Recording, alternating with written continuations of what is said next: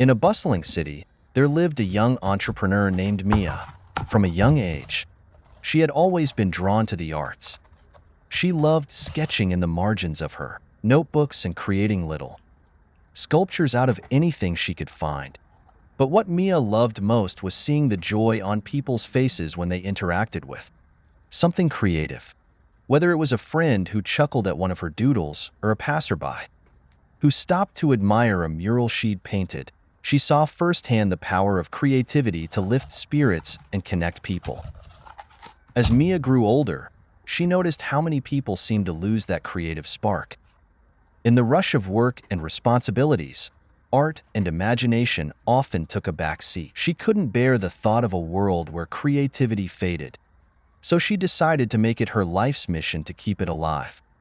She didn't know exactly how, but she was determined to spread joy through creativity and, in doing so, find her own happiness. Mia started small.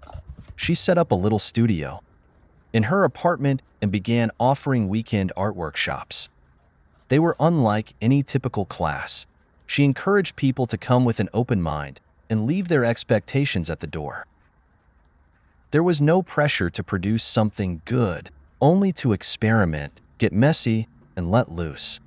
Her classes filled up quickly, attracting everyone from busy professionals who hadn't picked up a paintbrush in decades to children eager to make a colorful mess.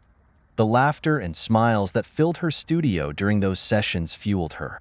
Inspired by the success of her workshops, Mia began organizing creativity pop-ups around the city. These were spontaneous public art events that transformed parks, streets, and even subway stations into interactive art spaces.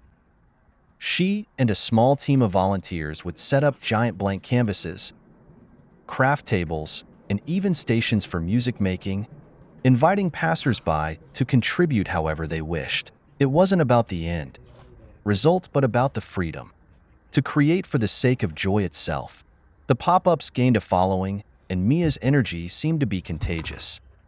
Local businesses began reaching out to her, wanting to sponsor events or host creativity sessions for their employees. The pop-ups evolved into something bigger, an organization called the Joyful Canvas that dedicated itself to making art accessible to all. Whether it was bringing crafts to children in hospitals, organizing painting nights in senior centers, or even hosting corporate stress relief art days, the Joyful Canvas was all about spreading creativity and happiness. Yet, as her organization grew, Mia faced the inevitable challenges of running a business. There were funding issues, logistical problems, and moments when the stress became overwhelming. She sometimes found herself sitting at her desk late at night, worrying more about budgets than brushstrokes.